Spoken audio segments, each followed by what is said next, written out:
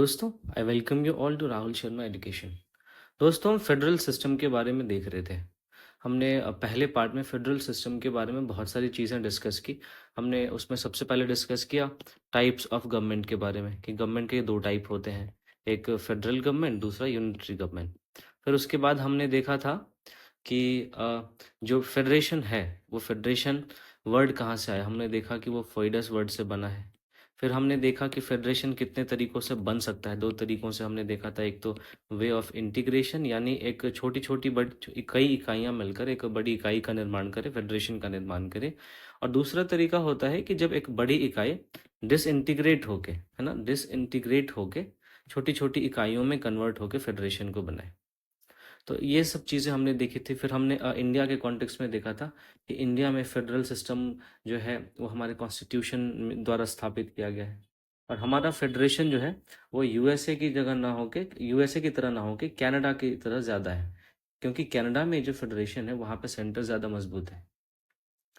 तो इस तरीके से हमने बहुत सारी चीज़ें देखा था। फिर हमने फेडरल और यूनिटरी फीचर इन दोनों का कंपेरेटिव स्टडी किया था।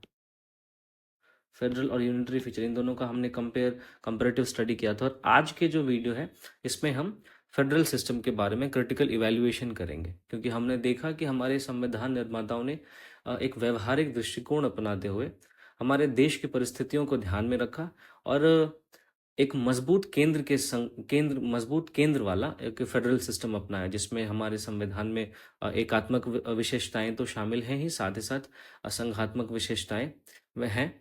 तो हम अब इसी के फेडरल सिस्टम का क्रिटिकल इवैल्यूएशन इंडिया के कॉन्टेक्स्ट में करेंगे। देखिए दोस्तों, अभी तक हमने जितना भी डिस्कशन किया उससे तो ये स्पष्ट हो गया कि जो भारत का संविधान है वो अमेरिका, स्विट्जरलैंड, ऑस्ट्रेलिया की तरह एक परंपरागत संघीय व्यवस्था से अलग है। हमारे संविधान में कई एकात्मक या गैर संघीय विशेषताएं भी हैं। जैसे हम देखते हैं कि केंद्र के पक्ष में शक्ति का संतुलन ज़्यादा है। और फिर यह संविधान अब ये क्या बताता है? ये बताता है कि संविधान विशेषज्ञों ने भारतीय संविधान के चरित्र को एक आलोचना के दायरे में ला दिया। तो हम देखेंगे कि किन-किन विद्वानों ने क्या-क्या हमारे फेडरल सिस्टम के बारे में कहा है। अब जैसे केसी वेरे हैं। केसी वेरे ने हमारे फेडरेशन को या हमारे यूनियन को क्वासी फेडरल कहा है। इन्होंने कहा कि Indian union is a unitary state with subsidiary federal features rather than a federal state with subsidiary unitary features. देखिए, हम ऐसा कहते हैं कि जो हमारा यूनियन है वो एक जो हमारा स्टेट है वो एक फेडरल स्टेट है, जहाँ पे कुछ यूनिटरी फीचर्स हैं जो कि सब्सिडियरी हैं, नॉट प्राइमरी हैं, ये सब्सिडियरी हैं। लेकिन केसी वेरे का कहना है कि जो हमारा संघ है वो अर्ध संघीय है, यानी क्वासाई फेडरल है। और जो हमारा यूनियन है वो यूनिटरी स्टेट है, उसके साथ साथ फेडरल फीचर्स हैं। तो इन्होंने उल्टा कहा है। इन्होंने हमारे संघ की दरअसल आलोचना करने की कोशिश की है। फिर के संथानम कहते हैं कि भारतीय संविधान जो है, सॉरी, जो भारत है, इंडिया, वो प्रैक्टिकली फंक्शन तो यूनिटरी स्टेट के रूप में करता है। हालांकि यूनियन और स्टेट जो है वो फॉर्मली और लीगली एक फेडरेशन की तरह फंक्शन करने की कोशिश करते हैं। के संथानम का यही कहना था। फिर के संथानम ने हमारे संविधान के एकात्मक होने के लिए 2 कारण बताए थे। एक तो उन्होंने ये बताया था कि जो वित्तीय मामले हैं, जो फाइनेंशियल अफेयर्स है, उसमें केंद्र का प्रभुत्व है। फाइनेंशियल स्फेयर में सेंटर ज़्यादा स्ट्रांग है। तो इस वजह से भी हमारे यहाँ पे एकात्मक व्यवस्था की ओर झुकाव ज़्यादा है। और दूसरा उन्होंने बताया था कि जो शक्तिशाली प्लानिंग कमीशन था, जो देश भर में विकास की योजनाओं को आगे बढ़ा रहा था, जिसे अब नीति आयोग ने प्रतिस्थापित कर दिया है, ये पूरे पूरे डेवलपमेंट प्रोसेस को कंट्रोल करता है। जो डेवलपमेंट प्रोसेस हमारे देश में है उसको चलाया प्लानिंग कमीशन के द्वारा जाता है और प्लानिंग कमीशन के द्वारा ही कंट्रोल किया जाता है। तो इस तरह उन्होंने इन 2 कारणों की वजह से बताया कि हमारा जो भारतीय संविधान है वो एकात्मकता की ओर ज़्यादा झुका हुआ है। ये के संथानम का कहना है। फिर पॉल एप्पलबाय, इन्होंने कहा कि हमारा जो इंडियन सिस्टम है वो एक्सट्रीमली फेडरल है। उन्होंने इस बात को सपोर्ट किया कि हम जिस फेडरल सिस्टम की अपने देश में बात करते हैं वो एक्चुअली में हमारे देश में फेडरल सिस्टम एग्जिस्ट करता है। जहाँ के संथानम और के सी वेरे, इन दोनों ने हमारे फेडरल सिस्टम की आलोचना की थी, वहीं पॉल एप्पलबाई ने हमारे देश में फेडरल सिस्टम को स्वीकार किया है। फिर मोरिस जोन्स ने हमारे फेडरल सिस्टम की प्रकृति को देखते हुए, है ना, हमारे देश के अंदर जिस तरीके का फेडरल सिस्टम लागू किया गया है, उसको देखते हुए उन्होंने कहा कि हमारे यहाँ पे बार्गेनिंग फेडरलिज्म है। यानी जो प्रॉपर एक फेडरेशन होता है, जैसा कि यूएस में, स्विट्जरलैंड आदि देशों में है, वैसा हमारे यहाँ पे नहीं है। हमारे यहाँ पे फेडरल फीचर्स के साथ साथ यूनिटरी फीचर्स को भी चूंकि हमारे संविधान में शामिल किया गया है, तो इसलिए हमारे यहाँ जो फेडरलिज्म है वो बार्गेनिंग फेडरलिज्म है। आइवर जेनिंग्स कहते हैं कि हमारा फेडरेशन जो है वो एक स्ट्रॉन्ग सेंट्रलाइजिंग टेंडेंसी के साथ है। यानी हमारे यहाँ फेडरेशन तो है, लेकिन हमारे फेडरेशन में जो सेंट्रलाइजिंग टेंडेंसी है वो बहुत ज़्यादा मजबूत है। ये आइवर जेनिंग्स का कहना है। फिर ग्रैनविले ऑस्टिन कहते हैं कि हमारा जो फेडरलिज्म है वो कोऑपरेटिव फेडरलिज्म है, यानी सहकारी संघवाद है। ग्रैनविले ऑस्टिन ने कहा कि इंडिया का जो फेडरेशन है वो एक नए काइंड का फेडरेशन है, एक नए प्रकार का फेडरेशन है, जो इंडिया की अपनी जो पेक्यूलियर नीड्स है, जो उनकी बेसिक नीड्स है, उन पेक्यूलियर नीड्स को पूरा करने का काम करेगा।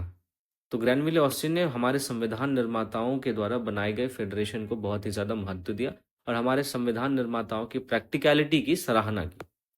फिर बी आर अम्बेडकर ने कहा कि हमारा संविधान एक फेडरल संविधान है, क्योंकि ये एक ड्यूअल पॉलिटी को स्टैब्लिश करता है। हमारे यहाँ पे जो यूनियन है, जो संघ है, वो स्टेट्स का लीग नहीं है, वो राज्यों का समूह नहीं है, ना ही स्टेट्स यूनियन की एजेंसीज हैं। समझिए आप इस बात को। बी आर अम्बेडकर साहब ने कहा कि हमारा कॉन्स्टिट्यूशन फेडरल कॉन्स्टिट्यूशन है, क्योंकि ये ड्यूअल पॉलिटी को स्टैब्लिश करता है। हमारा जो संघ है, जिस यूनियन की बात आर्टिकल 1 करता है कि India is a union of state, तो वो जो यूनियन है वो स्टेट्स का, राज्यों का समूह नहीं है, लीग नहीं है। ना ही राज्य यूनियन की एजेंसीज के तौर पे काम करते हैं और ना ही राज्यों को शक्ति यूनियन से मिलती है। अब जो फेडरलिज्म का बेसिक प्रिंसिपल ये है कि लेजिस्लेटिव और एग्जीक्यूटिव अथॉरिटी जो है वो सेंटर और स्टेट के बीच में डिवाइड किया गया है। वो हमारे देश में भी लागू है। स्टेट्स जो है वो किसी भी तरीके से सेंटर के ऊपर डिपेंडेंट नहीं है लेजिस्लेटिव और एग्जीक्यूटिव अथॉरिटी को लेके। स्टेट और सेंटर जो है वो इस मामले में, एग्जीक्यूटिव और लेजिस्लेटिव मामले में बिल्कुल इक्वल है, क्योंकि हमारे संविधान ने दोनों की लेजिस्लेटिव पावर को, दोनों की एग्जीक्यूटिव पावर को अलग अलग लिख दिया है। तो इस तरीके से बी आर अम्बेडकर का भी कहना था कि हमारा संविधान बिल्कुल संघीय है, इस पर कोई भी डाउट नहीं है। अब देखिए, एक सुप्रीम कोर्ट में केस जाता है, जिस केस में फेडरलिज्म से रिलेटेड एक बहुत इंपॉर्टेंट डिसीजन आता है। एसआर मुंबई केस 1994 में सुप्रीम कोर्ट ने कहा कि हमारा जो संविधान है वो फेडरल है और जो फेडरलिज्म है वो हमारे बेसिक स्ट्रक्चर का पार्ट है। सुप्रीम कोर्ट ने कहा कि हमारा संविधान संघीय है और संघवाद हमारी मूल संरचना का भाग है। फिर इसी केस में सुप्रीम कोर्ट ने कहा, the fact that under the scheme of a constitution greater power is conferred upon the center vis-a-vis the states does not mean that states are mere appendages of the center। इन्होंने बोला कि हमारे संविधान में इस scheme को इस establish किया गया है कि जो ग्रेटर पावर है, ज़्यादा शक्तियां हैं, वो सेंटर को दी गई है राज्य की तुलना में। इसका मतलब ये नहीं है कि जो राज्य है वो केवल केंद्र की सहयोगात्मक इकाइयां हैं, ताकि एक अपेंडेजेस है। स्टेट जो है इनका अपना एक कॉन्स्टिट्यूशनल एग्जिस्टेंस है। स्टेट अपने एग्जिस्टेंस के लिए केंद्र पर निर्भर नहीं है। स्टेट्स का एक अपना संवैधानिक एग्जिस्टेंस है, एक स्वतंत्र संवैधानिक एग्जिस्टेंस है। उन्होंने बोला कि स्टेट्स ना तो सेंटर के एजेंट्स हैं और ना ही वो सैटेलाइट्स हैं। तो इस तरीके से सुप्रीम कोर्ट ने 1994 के केस में फेडरलिज्म के कॉन्टेक्स्ट में एक बहुत ही इंपॉर्टेंट डिसीजन दिया। फिर सुप्रीम कोर्ट ने इसी केस में कहा कि केंद्र और राज्य, इन दोनों को जो भी स्फेयर दिया गया है संविधान के द्वारा, उन स्फेयर्स में जो स्टेट्स हैं वो सुप्रीम है। केंद्र अपने स्फेयर में सुप्रीम है, स्टेट्स अपने स्फेयर में सुप्रीम है। किसी भी तरीके से जो स्टेट है वो केंद्र की सहयोगी नहीं है जब एग्जीक्यूटिव और लेजिस्लेटिव अथॉरिटी की बात आती है। तो इस तरीके से दोस्तों हम देखते हैं कि हमारे यहाँ का जो फेडरलिज्म है, जो इंडियन फेडरलिज्म है, वो एक कॉम्प्रोमाइज को दर्शाता है बिटवीन दो कॉन्फ्लिक्टिंग कंसिडरेशन। पहला कि जब भी नॉर्मल स्थिति होगी, सामान्य परिस्थितियों में जो नॉर्मल डिवीजन ऑफ पावर्स है, जिसके अंदर स्टेट अपनी ऑटोनॉमी को एंजॉय करते हैं, उनको जो भी लिमिट दिया गया है संविधान के अनुसार, उस लिमिट के अंदर वो एक ऑटोनॉमी को एंजॉय करते हैं। लेकिन हमारे देश में ऐसा नहीं होता कि हमेशा अच्छी स्थिति बनी रहे। हमारे देश में कभी-कभी आपात की स्थिति भी आती है। तो ऐसे एक्सेप्शनल सर्कमस्टेंसेस के लिए हमारी नेशनल इंटीग्रिटी बनी रहे, इसके लिए ज़रूरी है कि एक स्ट्रॉन्ग यूनियन गवर्नमेंट हो। तो इसी वजह से हमारे संविधान में यूनिटरी फीचर्स को भी शामिल किया गया था। तो इन दो कॉन्फ्लिक्टिंग कंसिडरेशन का कॉम्प्रोमाइज़ हमारे देश में देखने को मिलता है। तो दोस्तों, ये हमारा क्रिटिकल इवैल्यूएशन था फेडरलिज्म का। मैं उम्मीद करता हूँ कि आपको समझ में आया होगा। अब आगे हम देखते हैं कि फेडरलिज्म से रिलेटेड रीसेंट चैलेंजेस क्या-क्या आए हैं। अब ये टॉपिक आपका पूरी तरह से मेंस का टॉपिक है, इसका आपके प्रीलिम्स एग्जाम से कोई भी लेना-देना नहीं है। अब जैसे देखिए, डिलिमिटेशन ऑफ पार्लियामेंट्री कॉन्स्टिट्यूएंसी जो की जाती है। अब सेंट्रल गवर्नमेंट, अभी हाल ही में आपने डीलिमिटेशन वर्ड बहुत ज़्यादा चर्चा में सुना होगा कि दक्षिणी राज्य डीलिमिटेशन का विरोध कर रहे हैं। दक्षिणी राज्य कह रहे हैं कि अभी जो 2021 की जनगणना के आधार पर दोबारा से डीलिमिटेशन किया जा रहा है, इसको 30 वर्षों के लिए रोक दिया जाए। तो देखिए कि जो सेंट्रल गवर्नमेंट का प्रपोजल है कि पार्लियामेंट्री बाउंड्रीज को रीड्रॉ किया जाए, दोबारा से बनाया जाए। इस बात से सदर्न स्टेट्स में जो है वो एक कंसर्न डेवलप हुआ है। उस सदर्न स्टेट्स के जो लीडर्स हैं, उनको इस बात का डर है कि ऐसे में जो पार्लियामेंट में उनका रिप्रेजेंटेशन है वो डिमिनिश ना हो जाए, कम ना हो जाए। ये चाहते हैं। फिर इनका ये भी आरोप है कि जो सरकार है वो पॉपुलस स्टेट नॉर्दर्न स्टेट्स को फेवर कर रही है। देखिए, अभी जो डिलिमिटेशन हमारे देश में होता है, इस पे मैं एक प्रॉपर अलग से वीडियो बनाऊंगा। तो अभी जो हमारे देश के अंदर डिलिमिटेशन होता है, उस डिलिमिटेशन का आधार है जनसंख्या। जनसंख्या के आधार पर निर्वाचन क्षेत्रों का, कॉन्स्टिट्यूएंसीज का निर्धारण किया जाता है और इस बात को इंश्योर किया जाता है कि किसी दो राज्यों के बीच में जो भी निर्वाचन क्षेत्रों का विभाजन है, जो सीट्स का विभाजन है, वो सीट्स के विभाजन का जो रेशियो है वो सेम बना रहे। इसमें इस बात को भी ध्यान में रखा जाता है कि दो कॉन्स्टिट्यूएंसीज के बीच में जो सीट्स का विभाजन है, जो पॉपुलेशन का विभाजन है, वो पॉपुलेशन का विभाजन का रेशियो भी सेम बना रहे।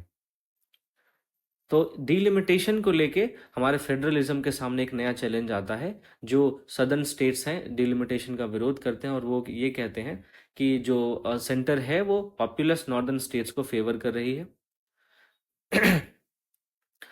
इससे क्या होता, देखिए, अब केंद्र और राज्य के बीच में जब तनाव जहाँ पे भी आता है तो वहाँ पे फेडरलिज्म का मामला सामने आ जाता है। फिर हम देखते हैं कि जम्मू और कश्मीर के स्पेशल स्टेटस को रिवोक करने के बाद, अगस्त 2019 में से किया गया था। तो इसको रिवोक करने के बाद ये जो डिबेट हमेशा उभर के आया है कि जो फेडरलिज्म का है, फेडरलिज्म जो है जिसमें कि स्टेट की ऑटोनॉमी है, क्या वो सेंट्रलाइजेशन ऑफ पावर के कारण खतरे में है। तो इस तरीके से ये मामला भी हमारे फेडरलिज्म के चैलेंज से जुड़ जाता है। फिर हम देखते हैं प्रपोजल फॉर साइमल्टेनियस इलेक्शंस। देखिए, द गवर्नमेंट का एक इनिशिएटिव है कि स्टेट असेंबली और नेशनल पार्लियामेंट्री इलेक्शंस, इन सबको एक साथ सिंक्रोनाइज किया जाए। अब इस बात का विरोध राज्य करते हैं। क्यों?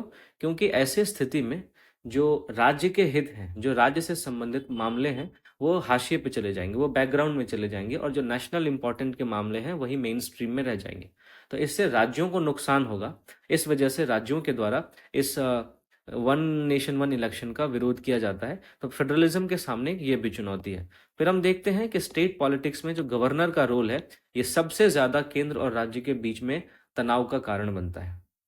बहुत सारे ऐसे इंस्टेंसेस हुए हैं जहाँ पे जो स्टेट का गवर्नर होता है, उसके एक्शंस को लेकर सवाल उठाए गए हैं। अब चूंकि गवर्नर को अपॉइंट करने का काम सेंट्रल गवर्नमेंट करती है, जो गवर्नर होता है वो सेंट्रल गवर्नमेंट का एजेंट होता है, तो वो सेंट्रल गवर्नमेंट के निर्देशों के अनुसार कभी कभी बायस्ड निर्णय ले लेता है। जैसे केंद्र में कोई और सरकार है, किसी राज्य में किसी और पार्टी की सरकार है, तो ऐसे स्थिति में राज्य के किसी विधेयक को गवर्नर क्या करता है कि प्रेसिडेंट के लिए, प्रेसिडेंट के कंसिडरेशन के लिए रिजर्व कर लेता है। अब ऐसे में वो बिल रुक जाता है और राज्य में जो भी विकास संबंधी गतिविधियां हैं वो भी रुक जाती है। तो इस तरीके से जो गवर्नर बहुत सारे ऐसे काम करता है। अब जैसे गवर्नर के रिकमेंडेशन पे ही जो राष्ट्रपति शासन लगाया जाता है, तो ये भी एक मामला है। तो गवर्नर के रोल को लेके स्टेट पॉलिटिक्स में बहुत सारे डिबेट्स हैं, बहुत सारे ऐसे कॉन्फ्लिक्ट्स हैं, जिसके कारण से स्टेट जो है वो हमेशा केंद्र पे आरोप लगाती है कि वो हमारी ऑटोनॉमी पे हमला है, हमारे देश, हमारे जो भी परव्यू है, हमको जो अपना स्फेयर कॉन्स्टिट्यूशन ने दिया है, उस स्फेयर में सेंटर द्वारा इंक्रोच किया जा रहा है। तो ये एक मामला है जो संघवाद से संबंधित चुनौती को दर्शाता है। लास्ट में हम देखते हैं कि जो फिस्कल फेडरलिज्म है और रिसोर्स एलोकेशन है, इन दो मामले में भी फेडरलिज्म के सामने एक चुनौती उभर के आती है। हम देखते हैं कि जो सेंट्रल फंड्स है, उसके एलोकेशन में बहुत ही ज़्यादा डिस्पैरिटी है। डिस्पैरिटी का मतलब भेदभाव किया जाता है।